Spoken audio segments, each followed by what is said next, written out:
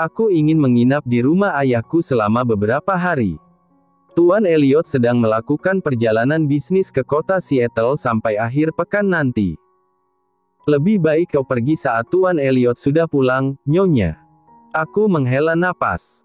Justru karena Elliot sedang pergi, makanya aku ingin menghabiskan waktu untuk mengunjungi ayahku dulu. Lagi pula hanya beberapa hari saja dan aku akan pulang akhir pekan nanti saat dia juga sudah kembali ke New York. Salah satu sopir pribadi yang berdiri di hadapanku pun terlihat berpikir sebentar dan seperti menimbang-nimbang. Sejenak kemudian, dia berkata, "Baiklah. Aku akan menghubungi Tuan Elliot dulu dan mengabari soal ini. Bukankah bisa menghubunginya setelah mengantarku? Tapi terserah kau saja. Jika aku harus menunggumu menelepon Elliot dulu, lebih baik aku pergi naik taksi. Aku buru-buru, sudah ditunggu oleh ayahku." Sopir itu tidak punya pilihan lain setelah mendengar desakanku barusan. Dia mengambil alih koper dari tanganku untuk menyimpannya di bagasi. Aku tidak membawa banyak barang dan pakaian. Hanya yang penting dan secukupnya saja selayaknya akan menginap beberapa hari, sehingga semua keputusanku untuk pergi tak akan tercium. Saat mobil melaju melewati gerbang rumah, aku termenung menatap rumah mewah itu yang hampir 6 bulan belakangan menjadi tempat tinggalku. Aku memang sungguhan akan ke rumah ayahku. Namun, itu hanya alibi awal saja. Tak ada yang tahu kalau aku sudah memesan penerbangan tengah malam nanti untuk pergi sejauh mungkin dari New York. Sudah 1 minggu berlalu semenjak kejadian aku tidak sengaja melukai Rahel di tempat parkir rumah sakit. Interaksiku dengan Elliot jadi sangat renggang. Kami tetap tidur satu kasur, tetapi nyaris 1 minggu penuh tak ada obrolan apa-apa yang terjadi antara kami. Aku berusaha untuk tidak peduli. Dan sejak 2 hari yang lalu Elliot pergi keluar kota untuk perjalanan bisnis selama 1 pekan, hari ini aku akan pergi. Aku memutuskan untuk menghindar dari Elliot sejauh dan sesegera mungkin. Aku bisa dengan mudah mendapatkan izin keluar dari rumah sakit Cornell Hill karena sejumlah alasan penting. Pertama, karena aku sedang hamil.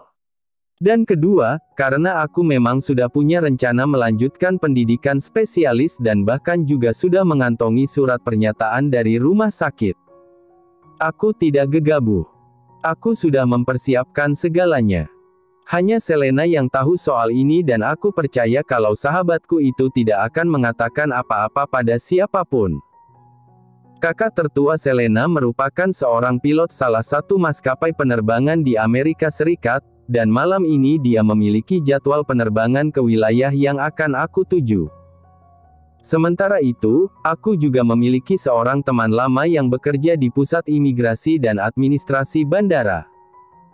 Kakaknya Selena dan temanku itu akan membantuku tetap bisa keluar dari bandara tanpa masalah berkas identitas, walaupun penerbanganku tengah malam nanti menggunakan tiket atas nama Selena. Dengan begitu, Elliot tidak akan bisa melacak namaku di penerbangan manapun. Aku paham kalau aku wajib menerima konsekuensi menikah kontrak dengan Elliot. Termasuk konsekuensi bahwa aku memang akan bercerai dengan Elliot setelah kami memiliki anak bersama, bahkan walaupun itu terjadi saat aku memiliki perasaan khusus padanya. Ini salahku. Aku menggakui itu karena terlalu naif, lalu limbung pada pria yang menikahiku dan tinggal satu atap denganku selama beberapa bulan terakhir. Namun, aku tidak akan seperti ini kalau saja Elliot tetap ketus, galak, dan kejam padaku seperti di awal. Aku tidak akan seperti ini kalau saja dia tidak berubah sikap dan membuatku salah paham.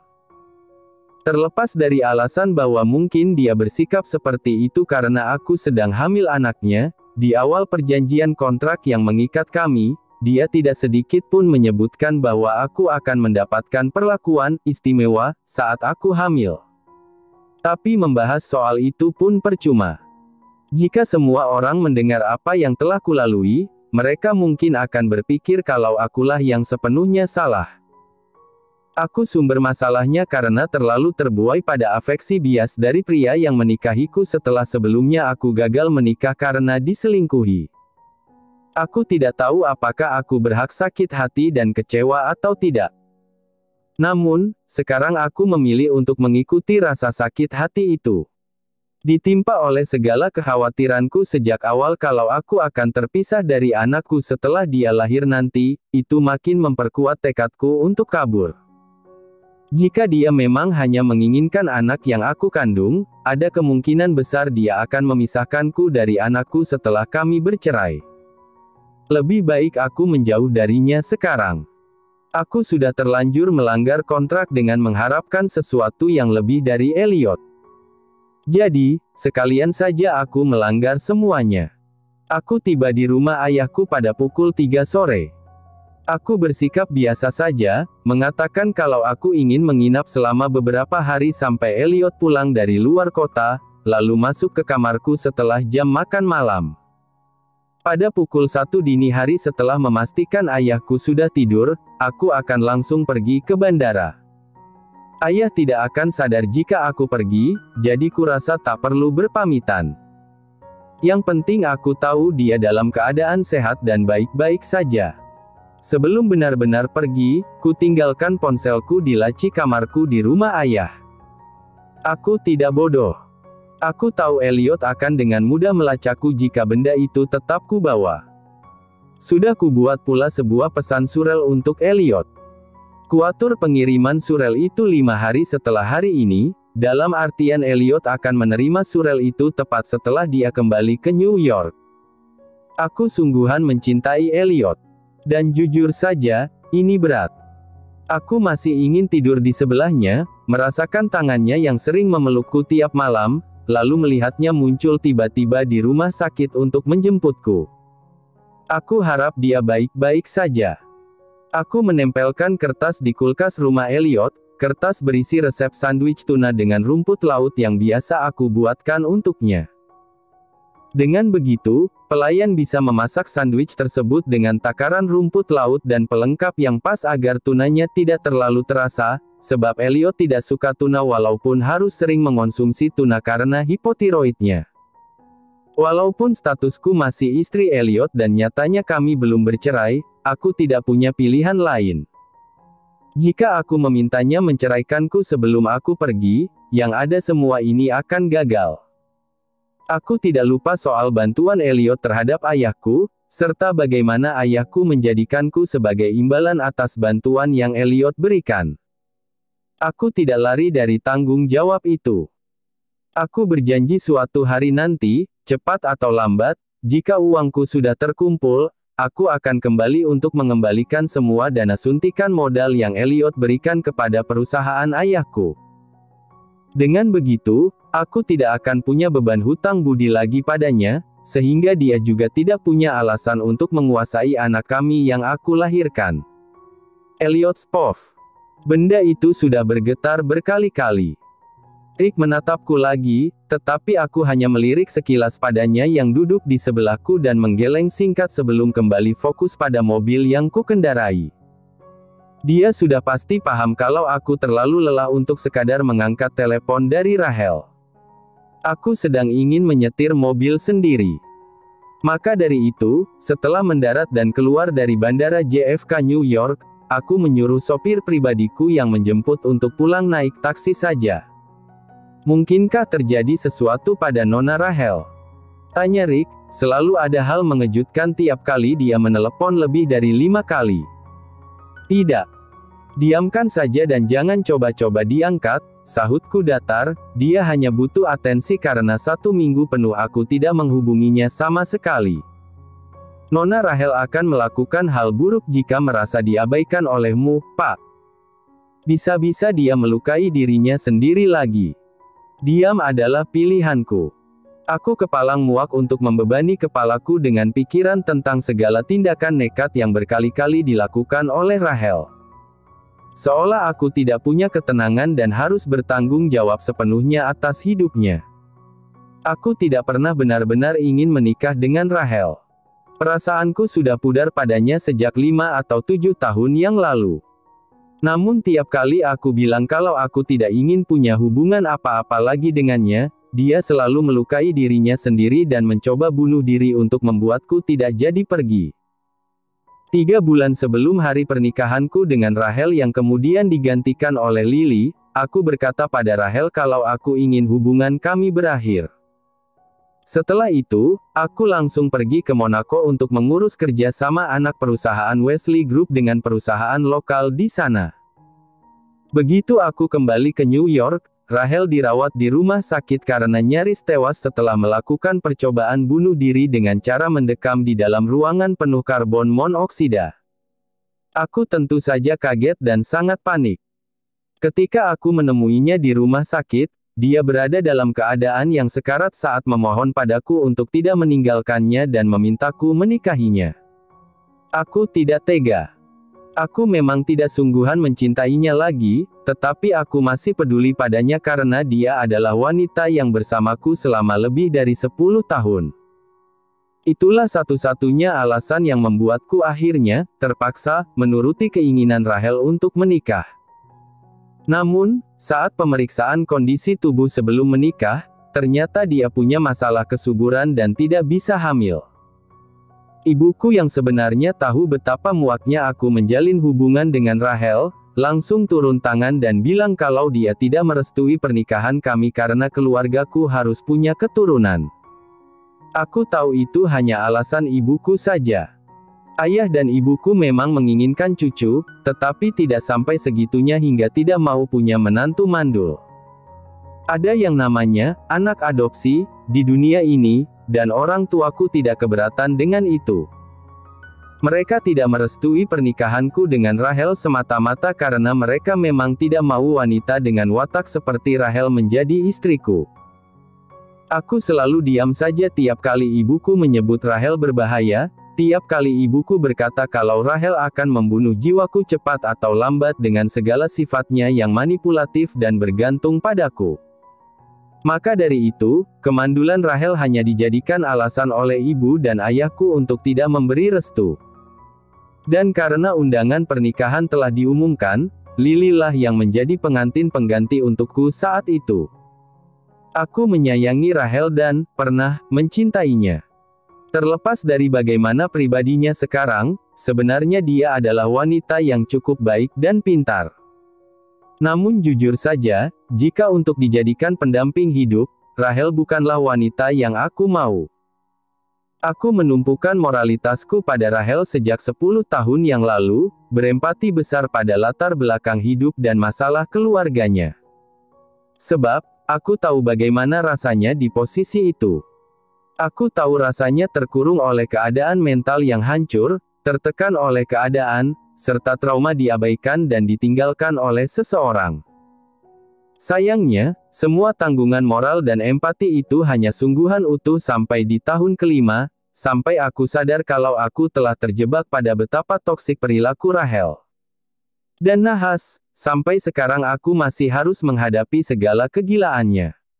Setelah bertahun-tahun yang kulihat hanya wanita problematik Rachel, Lily adalah wanita paling menakjubkan yang entah sejak kapan membuatku bahkan tidak bisa tidur dengan mudah jika tidak memeluknya. Dia penurut, perhatian, ceria dan sangat menggebu-gebu, serta keibuan. Lily sudah pulang? Tanyaku pada Rick. Beberapa hari yang lalu, salah satu sopir pribadiku di rumah mengabari kalau Lily menginap di rumah ayahnya sampai aku kembali dari Seattle. Kuharap Lily sudah pulang sejak pagi, sehingga sore ini aku bisa langsung melihat wajahnya begitu tiba di rumah. Belum, jawab Rick. Aku mengerutkan kening. Pandanganku beralih pada Rick selama beberapa saat, lalu bertanya, apa maksudmu belum? Sopir yang mengantar Nyonya Lily beberapa hari yang lalu, mengabari kalau Nyonya Lily belum pulang dan juga belum menelepon untuk minta dijemput. Jadi, kemungkinan dia masih berada di rumah ayahnya. Aku tahu kali terakhir aku bertemu dengan istriku itu, keadaan di antara kami sangat renggang. Aku tidak bicara padanya selama berhari-hari, tetapi pengawasanku tidak sedikit pun teralihkan untuk memastikan dia baik-baik saja selama berada di rumah. Ketika Rahel meneleponku 2 pekan yang lalu dan bilang kalau dia terluka setelah didorong oleh Lily hingga tangannya terluka, aku tidak tahu harus bereaksi bagaimana selain tak menyangka Lily akan melakukan itu. Lily mengatakan kalau dia tidak sengaja, dan sejujurnya aku percaya pada Lily. Akan tetapi, sengaja atau tidak, tetap saja apa yang dia lakukan membuat Rahel sampai harus dijahit karena tertancap kawat. Namun inti dari semua ini adalah, aku tidak memudarkan interaksiku dengan Lily karena persoalan Rahel terluka, melainkan karena semua pengakuan Lily hari itu. Saat dia mengaku kalau dia mencintaiku di waktu yang tidak tepat ketika kondisi emosiku sedang tidak stabil. Beritahu aku alamat rumah ayahnya. Aku ingin sekalian menjemput istriku, ujarku pada Rick. Baik, Pak. Rick langsung menyalakan head unit dan mengaktifkan navigasi untuk memberikan arahan kemana aku harus melajukan mobilku.